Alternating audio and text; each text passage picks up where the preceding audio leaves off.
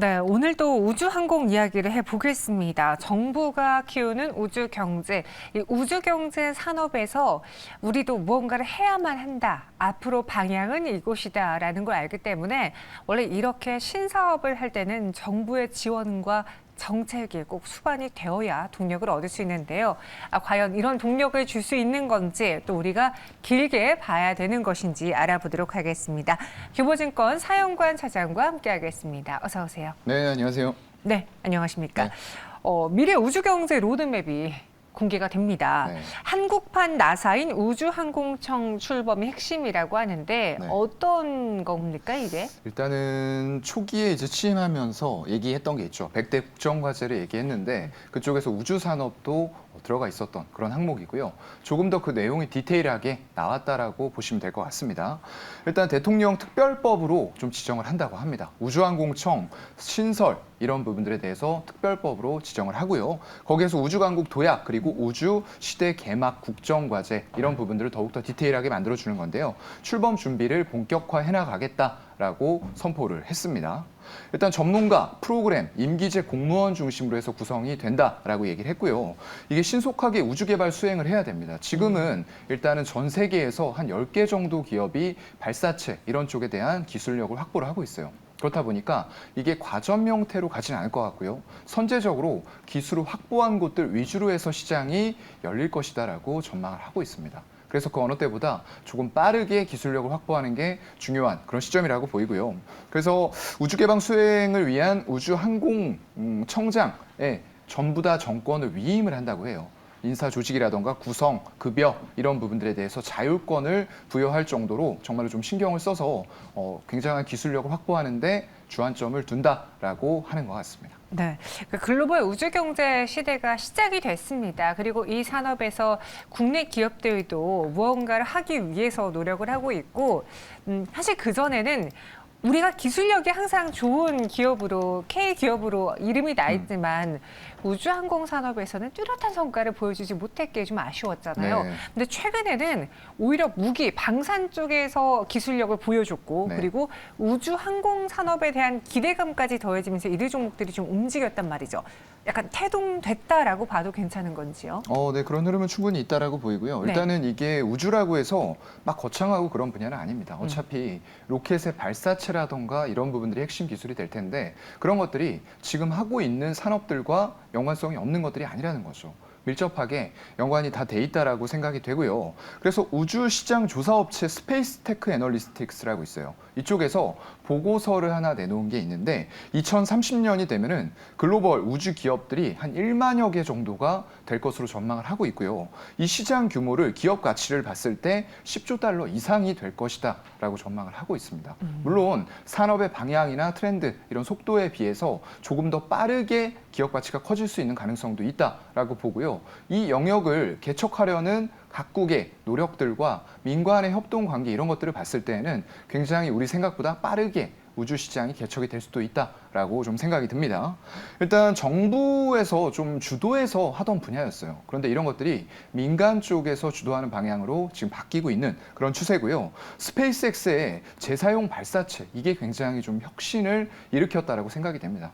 정말로 이제 천재이면서도 좀 괴짜인 분이 이거를 했던 건데 러시아까지 직접 방문을 해서 이런 쪽들에 대해서 발사체한 기술을 얻기 위한 이런 노력들을 좀 기울였다고 하네요. 그래서 결국에는 발사 비용 자체가 굉장히 획기적으로 낮아지는 이런 좀 이변이 일어났습니다. 네. 그래서 그게 바로 우주로 발사체를 쏘아 올리는 이런 비용적인 측면이 낮아지고 다시 그걸 회수해 올 수 있는 이런 기술력들이 붙기 시작을 하면서 우주 산업이 급성장 길로 지금 접어들었다라고 좀 생각이 되고요. 위성 외에도 우주선이라던가 우주 호텔 및 민간 국제 우주 정거장 건설 이런 것들이 종합 세트로 지금 같이 우주 산업에서 묶일 수 있는 이런 분야들이거든요. 그렇다고 했을 때는 우리나라의 플랜트라던가 이런 쪽들 건설해 본 경험들이 굉장히 많은 그런 기업들이 많습니다. 그렇다 보면은 그런 기업들이 결국에는 나중에 이런 세트로 같이 묶어서 또 들어갈 수 있는 테마가 형성이 될 수 있는 그런 길까지도 같이 좀 열릴 수가 있을 것 같아요. 네, 글로벌 우주시장 판도를 흔들었다고 평가받는 스페이스 X의 재사용 발사체입니다. 얼마 전 윤석열 대통령이 일론 머스크에게 스페이스 X 협력을 또 제안하기도 네. 했다고 하고 또 일론 머스크 회장도 테슬라 이야기를 또 국내에서 기업 뭐 이렇게 보고 있다라는 이야기를 하면서 살짝 관련주로 엮이기도 했는데 스타링크 협력 제안과 정말 이것에 대한 우리가 시나리오를 써봐도 되는 건지 너무 나아가는 겁니까? 이것에 대한 기대를 거는 건? 글쎄요. 기대감은 뭐 충분히 있을 수 있는데 네. 그냥 살짝 좀 언급이 됐던 정도인 것 같더라고요. 그냥 지나가는 정도. 네, 그래서 이제 기가팩토리 한국에다가도 설치할 수 있다, 뭐 이런 식으로 왔다 갔다 하는 약간의 화답 그런 정도로 왔다 갔다 한 것 같고요. 그러면서 이제 초고속 인터넷을 어디에서나 이용할 수 있는 스타링크, 인터넷 초고속 통신망 이런 부분들에 대해서 윤석열 대통령이 좀 관심을 보였던 것으로 좀 그렇게 파악이 되고 있어요. 그래서 이런 부분에 있어서 결국에는 아까 말씀드렸던 발사체 재사용 그리고 회수 기술 이런 것들이 로켓 산업의 핵심 기술, 우주 산업의 핵심 기술이 될 건데요.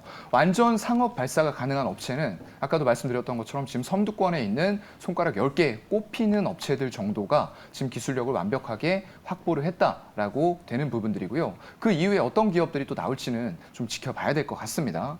그래서 우리나라 업체로는 일단 좀 부각받을 수 있는 업체가 캔코아 에어로스페이스라는 기업이 있어요. 이 기업은 일단 그동안에는 좀 적자를 지속해왔던 업체입니다. 막 드론이라던가 이런 쪽들도 같이 사업부에다 넣어놓고 있고요. 거의 우주 산업 쪽으로 굉장히 밀접하게 연관이 되어 있다라고 좀 생각이 되는 기업이에요. 우주 발사체의 특수 소재를 미국 자회사를 통해서 나사라던가 스페이스X 같이 선두권 업체들에게 보급을 이미 하고 있어요. 그래서 이런 관련주로 묶이고 있는 그런 흐름들이고요. 향후에 이런 드론이라던가 미래형 모빌리티까지 확장을 해나가고 있기 때문에 우주 산업뿐만 아니라 이런 쪽까지도 전부 다 아우를 수 있는 산업들을 골고루 가지고 있는 기업이다. 그래서 지금 두 분기 연속으로 흑자 전환을 계속하고 있습니다. 이 흐름이 계속 지속이 될 수 있을런지 그리고 시장이 좋아질 때 이런 위험자산, 우주산업 이런 고성장주 쪽으로 유동자산이 들어올 때 이런 기업들에 대한 관심도가 얼마나 높을지 이런 것들도 좀 지켜봐야 될 것 같고요.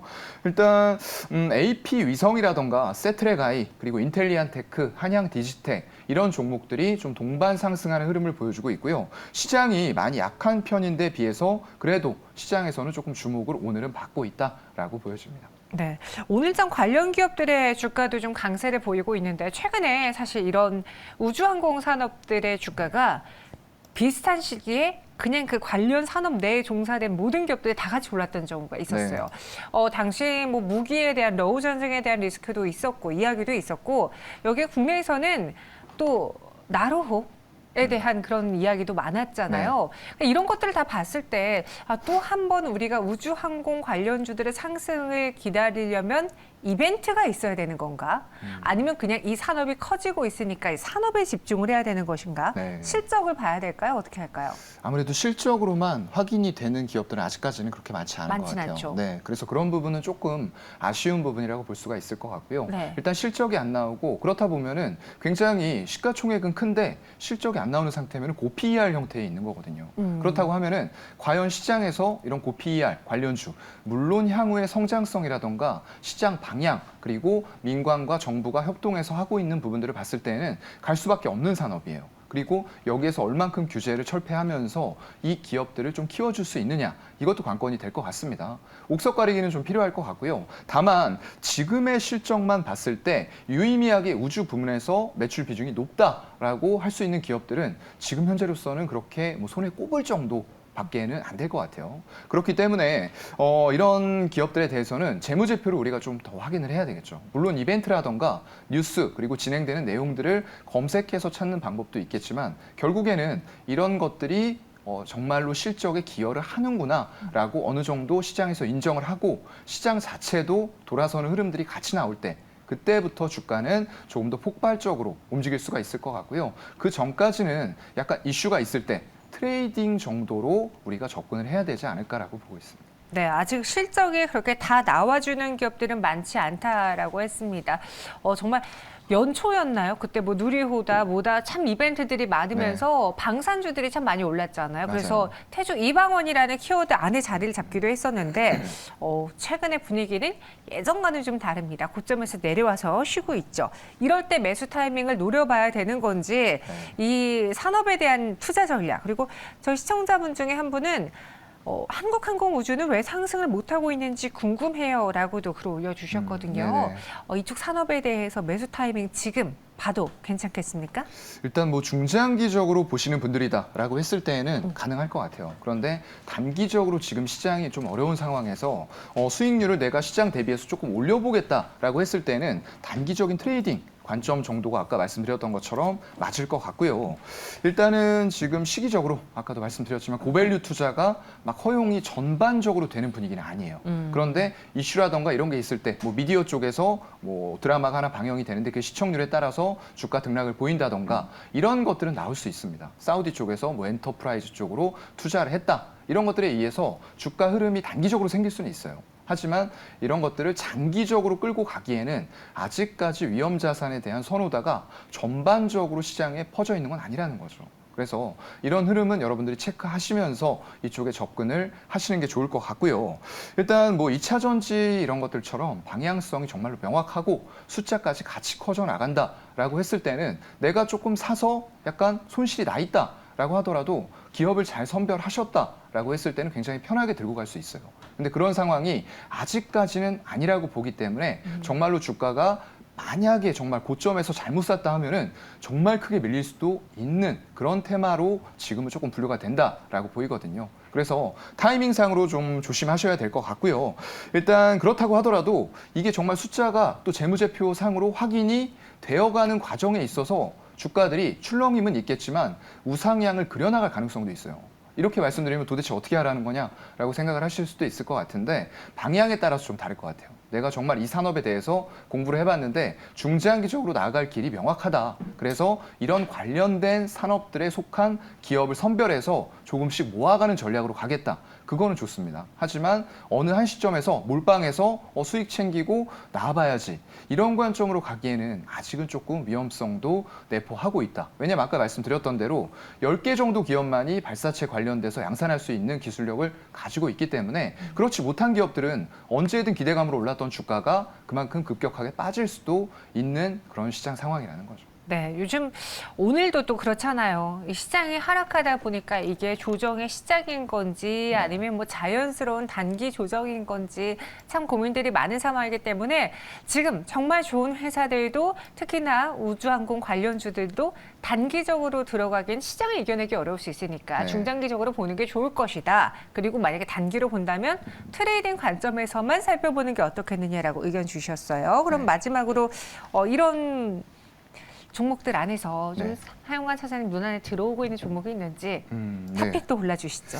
그래도 지금 우주 쪽으로 좀 좁혀보면 물론 큰 기업도 많습니다. 아까 말씀해 주셨던 한국항공우주 이런 기업들도 있고 이게 정말로 지금은 방산 쪽에만 포커스가 집중이 되어 있는 것 같은데 우주 쪽으로 아까 말씀드린 것처럼 방산과 우주가 별개가 아닙니다. 거의 비슷한 맥락이라고 보시면 될 것 같고요. 그런 관점에서 한국항공우주 지금 고점을 찍고 주가가 좀 빠지긴 해요. 그런데 외국인들의 지분율 추이를 보시면은 이런 와중에서도 계속 외국인들은 지분을 줄이는 거 없이 늘려나가고 있다. 라는 부분들 보시는 게 좋을 것 같고요. 결국 K방산 프리미엄을 인정하고 계속해서 꾸준하게 지분율을 늘려나가고 있다. 그리고 이게 향후에는 우주라는 밸류까지 확장될 수 있다. 이런 부분들 좀 보시면 좋을 것 같고 제가 오늘 말씀드리고 싶은 기업은 인텔리안테크라는 기업이에요. 이게 지금 네옴시티 쪽에 최근에 또 이슈가 있었습니다. 거기에는 뭐 연관이 안 되는 분야가 없는 것 같아요. 전부 다 한 번씩 테마를 걸고 넘어지는데 이쪽이 또 초고속 통신망 구축 수혜로 인해서 신규 저궤도 위성에 이런 부분들이 부각을 받았습니다. 그래서 아까 윤석열 대통령과 나눴던 스타링크, 인터넷 이런 것들이 결국은 민간 쪽에서 저궤도 위성을 쏘아 올려서 그걸 초고속 인터넷과 연결시키면은 어느 곳에서나 세계 오지에서도 이걸 사용할 수 있는 인터넷이 소외받는 지역을 없애겠다라는 목표로 지금 하고 있는 거거든요. 그래서 이런 쪽으로 좀 보셨을 때 결국은 인텔리안테크 하나만 보고 하기에는 좀 무리가 있어요. 근데 주고객사가 원앱이라는 곳입니다. 굉장히 유명한 곳이고요. 그래서 이런 쪽들과 이미 수주를 했고 그 향후에도 수주가 더 커질 수 있는 조건들을 갖추고 있는 업체가 일단 인텔리안테크다라고 생각이 되고요. 실적도 굉장히 안정적으로 우주 관련된 테마주 중에서는 내고 있는 그런 기업이에요. 그래서 이런 기업들 위주로 좀 재무제표를 여러분들이 더 살펴보시고 사업 내용은 어떤가 이런 부분들은 다트 전자공시 들어가셔서 확인이 가능하실 거고요. 제가 조금만 더 말씀을 드리면은 일단 뭐 네옴시티 원앱이 한 2억 달러 규모로 조인트 벤처를 이미 설립을 했습니다. 그래서 원앱은 17년도부터 사우디아라비아 쪽에 이 하나의 게이트웨이를 운영을 하고 있어요. 이런 레퍼런스가 있다라는 건 굉장히 중요하고요. 그러면 우리도 인텔리안테크가 사우디 그리고 원앱과의 어떤 관계가 있기 때문에 이런 것들이 결국은 수주를 받았을 때 다시 한번 하청 수주로 이어질 수가 있다라는 거죠. 네. 그래서 좀 실체가 있어 보이기 때문에 일단 인텔리안테크에 대해서 말씀을 좀 드려봤습니다. 알겠습니다. 인텔리안테크의 가격 전략도 살펴볼 수 있을까요? 네, 매수는 뭐 현재가 정도부터 일단은 121선까지 열어놓고 매수하시면 좋을 것 같고요. 66,000원 정도 선입니다. 목표가는 전고점을 계속 찌르는 지점이 있어요. 여기죠. 네, 계속 못 뚫고 있죠. 그래서 저는 그거보다 조금 호가를 낮춰서 88,000원 목표가로 잡아보도록 하겠습니다. 네, 현재부터 66,000원 사이의 매수를 목표 주가는 88,000원으로 제시를 해드렸습니다. 이렇게 우주항공 산업 이야기해봤는데 마지막으로 네. 이 분야가 워낙 크잖아요. 그리고 말씀해주신 것처럼 실적이 나오는 아이들은 대부분 무언가 무기를 팔아서 네. 지금 이전부터 연역이 좀 긴 업체들이 많고 맞아요. 대신 실적이 안 나오지만 기대가 있는 사람들은 무기 쪽보다는 우주 항공 산업으로 나아갈 수 있는 네. 가능성이 무궁무진한 그런 기업들이 있거든요. 네. 인텔리안테크는 약간 후자 쪽이잖아요. 예, 약간 그쪽으로 봐야 될 것 그럼 같아요. 개인적으로 사용관 사장님의 선호도도 네. 후자의 산업인 건가요? 근데 지금은 약간은 그런 관점에서 구분을 할 필요가 없는 게 굳이. 예전에는 방산 쪽이 이렇게 우리가 유럽으로 수출하고 선진국 쪽으로 수출하고 이랬던 산업은 아니에요. 그렇죠. 근데 올해 들어와서 그게 러우 전쟁을 계기로 해서 급격하게 K방산의 프리미엄이 높아진 겁니다. 네. 그래서 이쪽을 굳이 구별을 하지 마시고 큰 기업들에다가 중장기적인 투자를 한다라고 했을 때 물론 인텔리안테크 같은 기업들도 유망해요. 조금 더 우주 산업에 집중이 돼 있다라고 생각이 되기 때문에 그것도 괜찮지만 K방산 방산 무기 안정적인 수출을 밑바탕에 깔고 그게 이제 결국에는 만약에 시장이 빠질 때에도 하방의 지지 역할을 할 수 있는 이런 종목들이 된다는 거죠. 그래서 그런 방산을 기본적으로 깔고 있는 동시에 로켓 발사체라던가 이런 쪽들까지 우주 쪽으로 밸류를 넓혀갈 수 있는 기업들 이런 기업들이 방산만 하는 거 아니에요. 지금 드론이라던가 모빌리티 이런 쪽들도 전부 다 하고 있고요. 우주 관련된 산업들도 전방위적으로 다 걸쳐 있기 때문에 이런 것들은 여러분들이 조금 더 풀어보실 수 있는 숙제로 좀 남겨드리도록 하겠습니다. 알겠습니다. 이렇게 우주항공 산업 이야기해봤고요. 사용관 차장과 함께했습니다. 오늘 자세한 설명 고맙습니다. 네, 고맙습니다.